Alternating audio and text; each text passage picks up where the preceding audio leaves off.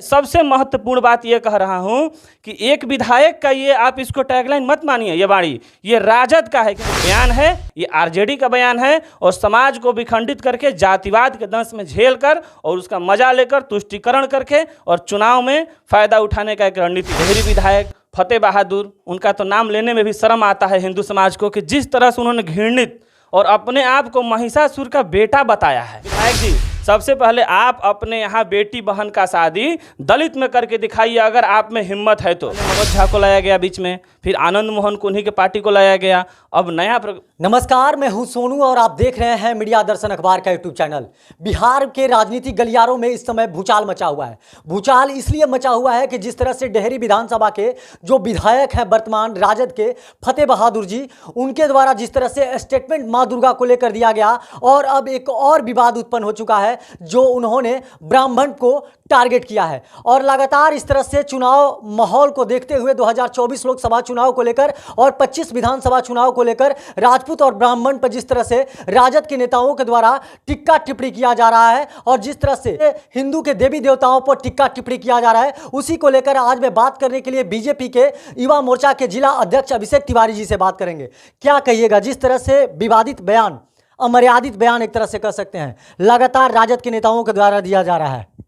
देखिए, ये राजद के जो नेता हैं ये सभी लोग आला कमान से निर्देशित हैं और ये जो बयान दे रहे हैं ये आला कमान से निर्देशित है कि आपको क्या क्या बोलना है और समाज को कैसे विखंडित करना है।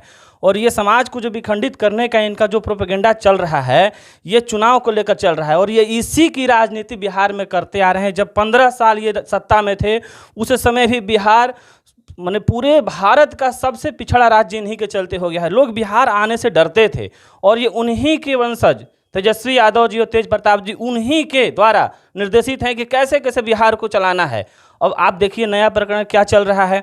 पहले मनोज झा को लाया गया बीच में, फिर आनंद मोहन को उन्हीं के पार्टी को लाया गया। अब नया प्रोपेगेंडा जो चल रहा है, डेहरी विधायक फतेह बहादुर, उनका तो नाम लेने में भी शर्म आता है हिंदू समाज को कि जिस तरह से उन्होंने घृणित और अपने आप को महिषासुर का बेटा बताया है।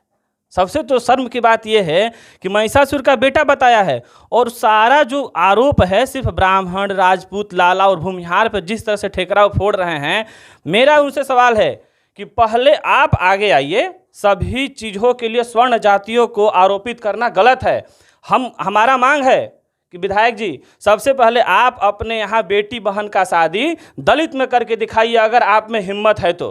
और दूसरी बात, आप लालू यादव जी के नेतृत्व में काम करते हैं। लालू यादव जी के यहाँ तुरंत 35-36 दिन बाद धूमधाम से मनाया जाएगा छठ।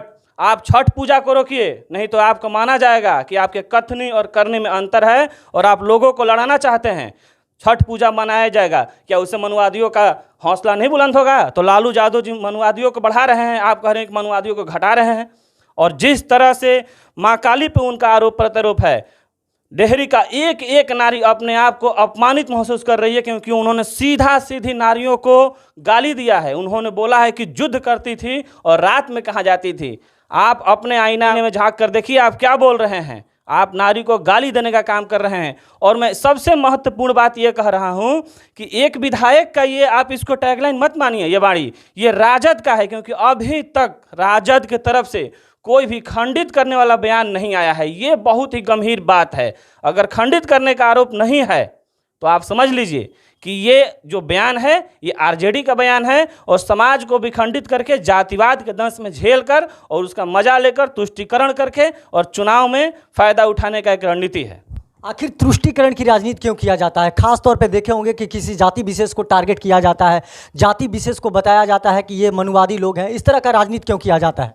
देखिए, भारत में बहुत पुरानी परंपरा रही है कि यहाँ के जो कांग्रेस के समय से ही कि यहाँ के जो राजनीति है, ठीक है, वो मनुवादी, तुष्टीकरण ये सब लेकर चला जाता है क्योंकि भारत की जनता को ये लोग नहीं चाहते हैं कि विकास करे। आप देखिए 7000 साल पहले हिंदू की परंपरा थी, सनातन धर्म आया, उसके बाद ईसाई धर्म आया, उसके बाद इस्लाम धर्म आया। सभी का अपना अपना देश है, लेकिन सनातन का कोई देश है? हिंदुओं का कोई देश है? उल्टे में हमारे देश को 2-3 बार बांटा गया। आप जानिए कंधार तक हिंदू थे, लेकिन कहाँ हिंदू है? 1% हिंदू नहीं है। आप पाकिस्तान ला से लाहौर समझिए, वहाँ लौ कुश के वंशज रहा करते थे, राम के वंशज। आज वहाँ कितने % हिंदू है? इसी तरह से धीरे धीरे हमारे जो समाज को बांट कर और हमारे देश को खंडित करने का काम किया जा रहा है। अभी आप बंगाल में देखिए, 70 साल से लाल झंडा था, क्या हुआ? धीरे धीरे वहाँ हरा झंडा आ रहा है, लोगों को इसी तरह से विखंडित किया जा रहा है।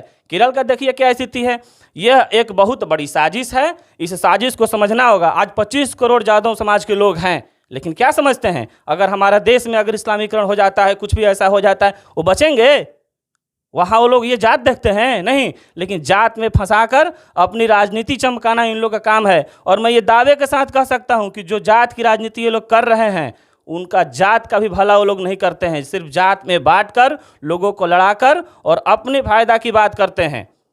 अगर देखिए, एक बात और मैं चैलेंज देता हूं कि अगर डेहरी के विधायक में दम है तो जो होटल में प्रेस कॉन्फ्रेंस कर रहे थे उसमें अपनी ही जाति के, अपने ही समाज के लोगों को उस होटल में बसाएं जो झोपड़ी में रहते हैं, तब न माना जाएगा कि मनुवादियों ने समाज को बांटा था, राज कर रहे थे। आप राज नहीं कर रहे हैं, अपनी बेटी बहन का शादी दलित में करें तब तो माना जाएगा। लालू यादव जी का छठ पूजा रोके तब न माना जाएगा। सिर्फ बात बड़ी बड़ी बोलने से थोड़े हो जाएगा। आप लोगों के द्वारा और बीजेपी के नेताओं के द्वारा लगातार इस तरह का बयान दिया जा रहा है कि जिस तरह से वो हिंदू के देवी देवताओं को टारगेट करते हैं, वहीं कृष्ण भगवान को क्यों टारगेट नहीं कर रहे हैं?